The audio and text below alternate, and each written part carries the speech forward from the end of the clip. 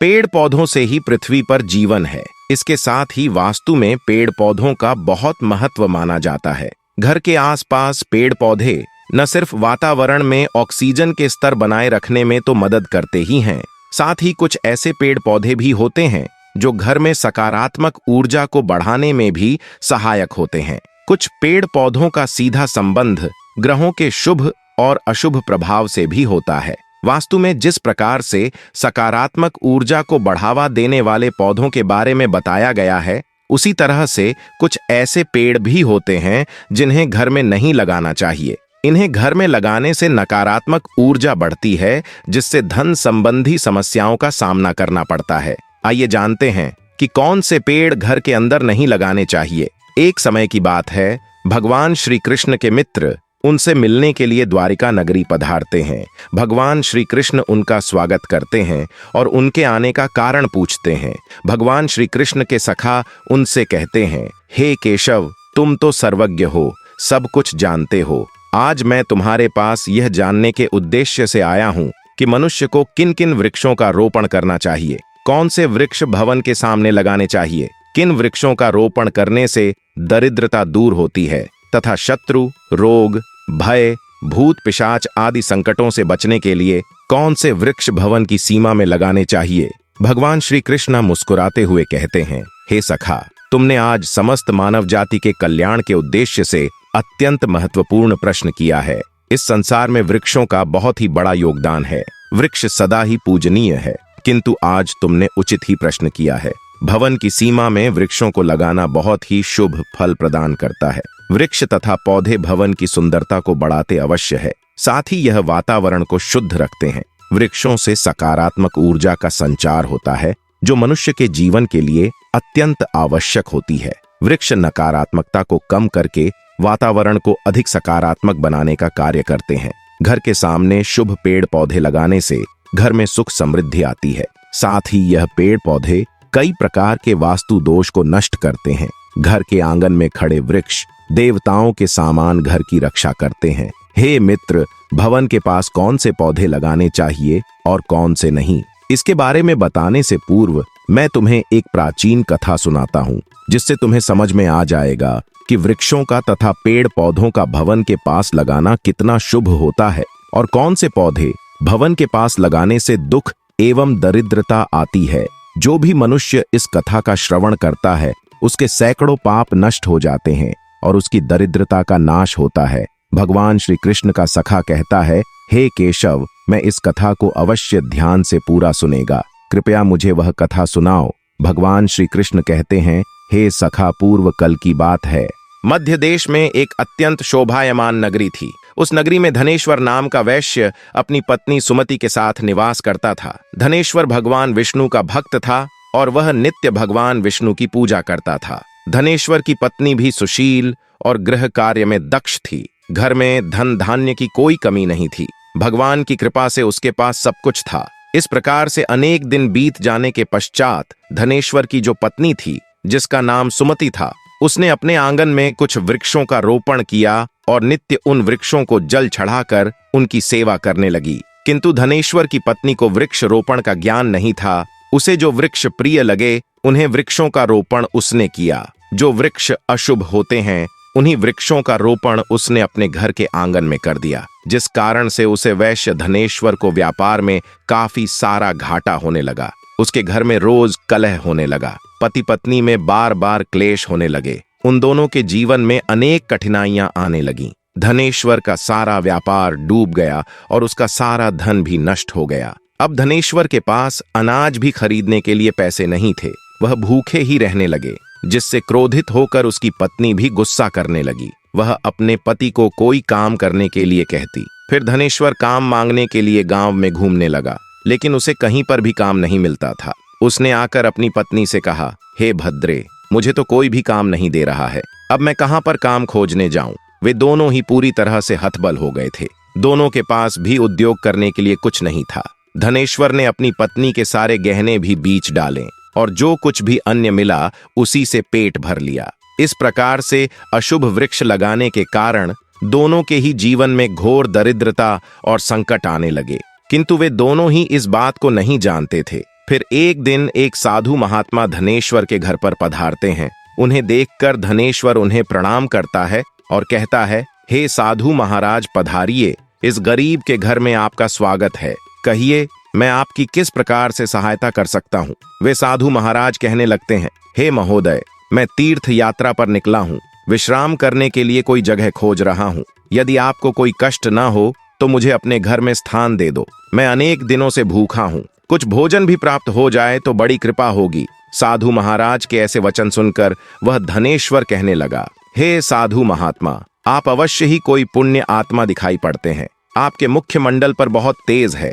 आपकी सेवा करने का मुझे सौभाग्य मिल रहा है। आपकी सेवा करके मुझे बड़ा आनंद मिलेगा। कृपा करके आप घर के भीतर चलिए। फिर वह साधु महाराज उसे धनेश्वर के घर के भीतर जाते हैं और विश्राम करने लगते हैं। धनेश्वर उन साधु महाराज की बड़ी सेवा करता है, किंतु उसके पास अन्न का एक दाना नहीं होता है। तो वह अपनी पत्नी से कहता है, हे प्रिय, आज हमारे घर पर जो साधु महात्मा आए हैं वह बड़े पुण्यवान दिखाई पड़ रहे हैं। हमें उनके भोजन के लिए कुछ उपाय करना चाहिए। मैं गांव में जाकर किसी से थोड़ा सा धन मांग कर लाता हूँ। इतना कहकर वह धनेश्वर गांव में एक सेठ के घर पर जाता है और उस सेठ से थोड़ा सा धन देने की विनती करता है, किंतु वह सेठ उस वैश्य को धन देने से इनकार करता है और कहता है, तुम्हारे पास तो फूटी कौड़ी नहीं है, तुम मेरा धन कैसे वापस करोगी। धनेश्वर कहता है, हे सेठ, कृपा करके आप मुझे थोड़ा सा धन दीजिए, मैं जल्दी ही आपको लौटा दूंगा। यदि मैं धन नहीं लौट पाया, आप मेरा घर ले लीजिएगा। धनेश्वर की बात सुनकर उस सेठ को उस पर थोड़ी दया आती है और वह उसे धन देते हुए कहता है, हे वैश्य, यदि तुमने धन नहीं लौटाया तो तुम स्वयं ही मुझे अपना घर सौंप दो। धनेश्वर कहता है, हे सेठ, मैं वचन देता हूँ, यदि मैंने धन नहीं लौटाया तो मैं आपको मेरा घर सौंप दूंगा। फिर धनेश्वर उस सेठ से धन लेकर बाजार से दूध, चावल, सब्जी, आटा, शक्कर आदि चीज खरीद लेता है और लौटकर अपने घर आ जाता है। फिर वह अपनी पत्नी से कहता है, हे प्रिय, तुम उन साधु महात्मा के लिए भोजन बनाओ। फिर धनेश्वर की पत्नी भोजन बनाती है और उन साधु महात्मा को भोजन परोसती है। इस प्रकार से इस धनेश्वर की भक्ति और निष्ठा को देखकर वे साधु महाराज बहुत प्रसन्न हो जाते हैं। भोजन हो जाने के पश्चात वे जाते जाते उस धनेश्वर से कहते हैं, हे वैश्य, मैं तुम्हारी भक्ति और आदर सम्मान से अत्यंत प्रसन्न हूँ। तुम्हारी जो भी कामना है मुझे बताओ, मैं अवश्य पूरी करूंगा। तब वह धनेश्वर कहता है, हे महात्मा, आपका आशीर्वाद ही हमारे लिए सब कुछ है, किंतु मैं आपसे यह जानना चाहता हूँ कि किस पाप के कारण मुझे दरिद्रता का दुख भोगना पड़ रहा है। हमने तो भगवान विष्णु की भक्ति की है, फिर हमारे जीवन में दरिद्रता क्यों आई है, इसका क्या कारण है, और इस दरिद्रता को दूर करने के लिए मुझे क्या उपाय करना चाहिए। फिर वह साधु महात्मा कहते हैं, हे वैश्य, मैं जब तुम्हारे द्वार पर आ गया था तभी मुझे यह झांत हो गया था कि तुम्हारे जीवन में दरिद्रता और संकट आए हुए हैं, क्योंकि तुम्हारे भवन के सामने जो वृक्ष है वही तुम्हारी दरिद्रता के कारण है। इसीलिए तुम इन वृक्षों को हटाकर उनके स्थान पर शुभ पौधों का रोपण करो। तुम्हारी पत्नी ने तुम्हारे भवन के सामने जिन वृक्षों का रोपण किया है वह अशुभ वृक्ष है, उन्हीं के कारण तुम्हारी ऐसी दुर्दशा हुई है। धनेश्वर कहते हैं, हे महात्मा, कृपा करके मुझे बताइए कि घर के सामने कौन से वृक्ष लगाने चाहिए जिससे घर में सुख समृद्धि हो, और कौन से वृक्ष नहीं लगाने चाहिए। कृपा करके आप मुझे विस्तार से समझाइए, मैं आपका बड़ा आभारी रहूंगा। फिर वह साधु महात्मा कहते हैं, हे वैश्य, ठीक है, अब मैं तुम्हें उन शुभ वृक्षों के विषय में बताता हूँ जिन्हें घर के पास लगाने से शुभ फलों की प्राप्ति होती है। इसीलिए तुम ध्यान पूर्वक सुनो। हे वैश्य, किसी जलाशय के समीप पीपल का वृक्ष लगाने वाले मनुष्य को जो फल मिलता है वह सैकड़ों यज्ञों के समान होता है। जब पीपल के पत्ते उस जलाशय में गिरते हैं तो वह पिंड के समान होकर पितरों को तृप्ति प्रदान करते हैं। इससे सभी प्रकार के पितृदोष समाप्त हो जाते हैं। जो मनुष्य नित्य स्नान करके पीपल को स्पर्श करता है वह सभी पापों से मुक्त होता है और कभी पराजित नहीं होता है। पीपल को स्पर्श करने से लक्ष्मी की प्राप्ति होती है और उसकी प्रदक्षिणा करने से आयु में वृद्धि होती है। पीपल की जड़ में श्री विष्णु, तने में शिवजी और अग्रभाग में ब्रह्मा जी स्थित रहते हैं। अमावस्या के दिन पीपल को प्रणाम करने से जो फल मिलता है वह 1000 गाय के दान के बराबर होता है। इस संसार में पीपल के समान कोई वृक्ष नहीं है। साक्षात श्री हरि इस वृक्ष के रूप में पृथ्वी पर विराजमान है। पीपल के वृक्ष को चोट पहुंचाना अथवा उसकी टहनी तोड़ना महापाप माना गया है। ऐसा मनुष्य एक कल्प तक नरक में रहता है और जो पीपल को जड़ से कटता है उसका कभी नरक से उधर नहीं होता है। हे वैश्य, अब मैं तुम्हें दूसरे वृक्ष के बारे में बताता हूँ। आवाले का फल समस्त लोकों में प्रसिद्ध और परम पवित्र है। आवाले को लगाने से स्त्री और पुरुष जन्म मृत्यु के बंधन से मुक्त हो जाते हैं। यह पवित्र फल भगवान विष्णु को अत्यंत प्रसन्न करने वाला एवं शुभ माना गया है। इसको खाने से सभी पापों से मुक्ति मिलती है। आंवला खाने से आयु बढ़ती है। उसका जल पीने से रोगों का नाश होता है और आंवले को जल में मिलाकर स्नान करने से दरिद्रता दूर हो जाती है और सभी प्रकार के ऐश्वर्य प्राप्त होते हैं। जिस घर में आंवला सादा मौजूद रहता है उस घर में कभी दैत्य और राक्षस नहीं आते हैं। एकादशी के दिन अगर आंवला मिल जाए तो संसार के सभी तीर्थों से बढ़कर फल प्राप्त होता है। अपने केस में आंवला लगाने वाला फिर से मृत्यु लोक पर जन्म नहीं लेता है। जिस घर के सामने आंवले का वृक्ष होता है वहां पर साक्षात लक्ष्मी नारायण निवास करते हैं। तीसरा है अशोक का वृक्ष। अशोक के वृक्ष में अप्सराओं का निवास होता है। यह वृक्ष शोक का नाश करने वाला तथा निराशा को समाप्त करने वाला होता है। इस वृक्ष को घर के पास लगाने से घर में सुख शांति बनी रहती है। अशोक का वृक्ष शीतलता और यौवन प्रदान करने वाला होता है। मां लक्ष्मी ने जब देवी सीता के रूप में अवतार लिया था तब रावण द्वारा अपहरण करने के बाद उनका वास अशोक वाटिका में था। अशोक के वृक्ष ने मां सीता की बहुत सेवा की थी। इसीलिए मां सीता ने अशोक वृक्ष को यह वरदान दिया था कि जिस भी स्थान पर यह वृक्ष होगा वहां पर उनका सदैव ही निवास होगा। चौथा है पाकड़ का वृक्ष। प्रत्येक मनुष्य को पाकड़ का वृक्ष अवश्य लगाना चाहिए। यह वृक्ष लगाने से जो फल मिलता है वह महायज्ञ के समान होता है। कलयुग में मनुष्य यज्ञ नहीं कर पाएंगे, इसीलिए उन्हें एक पाखंड का वृक्ष अवश्य लगाना चाहिए। पांचवा है नियम का वृक्ष। नियम का वृक्ष लगाने से सूर्य देव प्रसन्न होते हैं। नियम का वृक्ष आयु प्रदान करने वाला माना गया है। इसे घर के पास लगाने से नाना प्रकार के रोगों से छुटकारा मिलता है। मां लक्ष्मी को नियम के पत्ते अत्यंत प्रिय होते हैं, इसीलिए वह नियम के वृक्ष के पास निवास करती है। घर के सामने नियम के वृक्ष का रोपण करने से धन संपत्ति की प्राप्ति होती है। छठा है जामुन का वृक्ष। यदि कोई मनुष्य कन्या प्रताप की कामना करता है तो उसे जामुन का वृक्ष अवश्य लगाना चाहिए। जिस मनुष्य के घर के सामने जामुन का वृक्ष होता है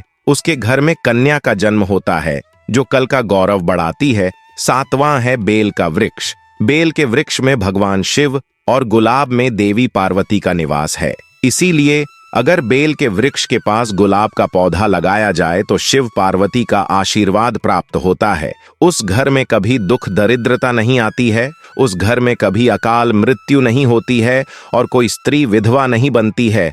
आठवां है नारियल का पेड़। नारियल का पेड़ लगाने से पुरुष अनेक स्त्री का पति बनता है। नारियल किसी भी धार्मिक अनुष्ठान का आवश्यक अंग होता है। यह अत्यंत शुभ माना जाता है। घर के आंगन में नारियल का पेड़ होने से उस घर में हमेशा शुभता होती है और उस घर के सदस्यों का समाज में बहुत मान सम्मान होता है। सुंदर पत्नी की कामना करने वाले मनुष्य को अनार का वृक्ष लगाना चाहिए। पलाश का पेड़ ब्रह्म तेज प्रदान करता है, इसीलिए इसका रोपण अवश्य करना चाहिए। वंश वृद्धि और संतान प्राप्ति की कामना करने वाले मनुष्य को अंकोल का वृक्ष अवश्य लगाना चाहिए। अगर मनुष्य किसी बीमारी से पीड़ित है तो उसे खैर का वृक्ष लगाना चाहिए। खैर का वृक्ष लगाने से बड़े बड़े रोग नष्ट हो जाते हैं। यह वृक्ष आरोग्य प्रदान करने वाला होता है। कुंद अर्थात मोगरे के पेड़ में गंधर्व निवास करते हैं, इसीलिए इस पौधे का रोपण अपने घर के पास करने से कार्यों में सिद्ध और शुभ फलों की प्राप्ति होती है। खासकर कला के क्षेत्र में काम करने वाले लोगों को यह पौधा अवश्य लगाना चाहिए। यदि किसी मनुष्य को चोर और लुटेरों का भय सता रहा है तो उसे अपने घर के पास बेंत का वृक्ष जरूर लगाना चाहिए। यह वृक्ष चोर लुटेरों को भयभीत करता है और घर की रक्षा करता है। चंदन और कटहल के वृक्ष पुण्य और लक्ष्मी प्रदान करते हैं। इन वृक्षों का रोपण करने से दुख दरिद्रता समाप्त हो जाती है। घर की उत्तर दिशा में पाम और कनक चंपा का पौधा लगाया जाता है तो धन में वृद्धि होती है। केले का पेड़ भी बहुत शुभ होता है और यह घर में सुख समृद्धि और खुशहाली लाता है। केले के पेड़ में भगवान विष्णु का वास होता है। इसीलिए घर में केले का पेड़ होने से घर में धन की कमी नहीं होती है। हर श्रृंगार के पौधे को पारिजात भी कहा जाता है। इस पौधे की उत्पत्ति समुद्र मंथन के समय हुई थी और मां लक्ष्मी भी समुद्र मंथन से ही प्रकट हुई है। इसीलिए पारिजात के पौधे का बहुत अधिक महत्व है। यदि इस पौधे को अपने घर पर लगाते हैं तो आपको मां लक्ष्मी की विशेष कृपा प्राप्त होगी। मनुष्य को कभी भी ताड़ का वृक्ष नहीं लगना चाहिए। ताड़ का वृक्ष संतान का नाश करने वाला होता है। जिस घर के पास ताड़ का वृक्ष होता है उस घर की संतानों की कभी उन्नति नहीं होती है। मनुष्य को कभी भी अपने घर के पास भेड़े का वृक्ष नहीं लगना चाहिए। इस वृक्ष पर प्रेतों का वास होता है। जो मनुष्य बहेड़े का वृक्ष लगता है वह प्रेत बन जाता है। इसके नीचे बैठकर कभी पूजा पाठ भी नहीं करना चाहिए। अगर किसी मनुष्य को शत्रुओं का भय सता रहा है तो उसे केवड़े का वृक्ष लगाना चाहिए।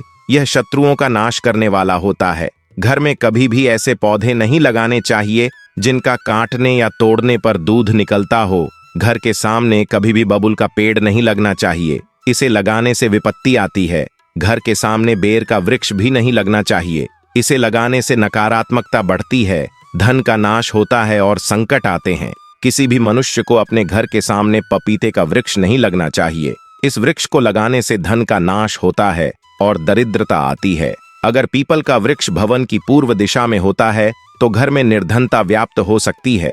वट वृक्ष घर की पश्चिम दिशा में हो तो घर में शोक का कल चिरकाल तक रहता है। दक्षिण दिशा में तुलसी का पौधा हो तो संतान को पीड़ा सहन करनी पड़ती है। किसी भी मृत वृक्ष की छाया घर पर पड़ती है तो यह मृत्यु सूचक होता है। मृत वृक्ष को तुरंत उखाड़ देना चाहिए। वे साधु महात्मा कहते हैं, हे वैश्य, इस प्रकार से मैंने तुम्हें इन सभी शुभ और अशुभ वृक्षों के विषय में बता दिया है। इसीलिए तुम इन वृक्षों का रोपण करो और भगवान की कृपा को प्राप्त करो। वह धनेश्वर कहता है, हे महात्मा, आपने आज मुझे उत्तम ज्ञान दिया है। मैं आपका धन्यवाद करता हूँ। फिर वह साधु महात्मा धनेश्वर को आशीर्वाद देकर उस स्थान से अंतर्ध्यान हो जाते हैं। साधु महात्मा को अचानक से अदृश्य हुआ देखकर धनेश्वर और उसकी पत्नी को आश्चर्य होता है। फिर उन्हें समझ में आ जाता है कि साक्षात भगवान विष्णु ही उनके घर पर आए थे।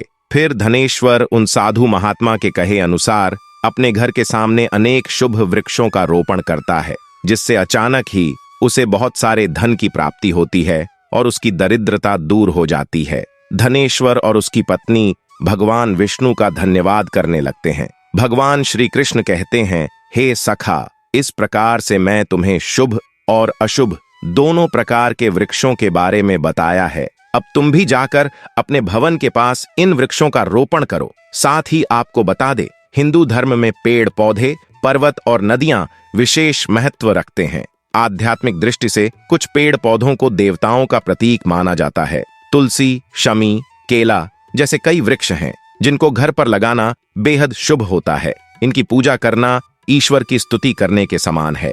तो दोस्तों, इस प्रकार से भगवान श्री कृष्ण ने भवन के पास लगाए जाने वाले शुभ और अशुभ वृक्षों के बारे में बताया है। उम्मीद है आपको यह कथा पसंद आई होगी। जानकारी अच्छी लगी तो वीडियो को लाइक जरूर करें और कमेंट में जय श्री कृष्ण अवश्य लिखें। साथ ही चैनल को सब्सक्राइब करें। आप सभी का धन्यवाद।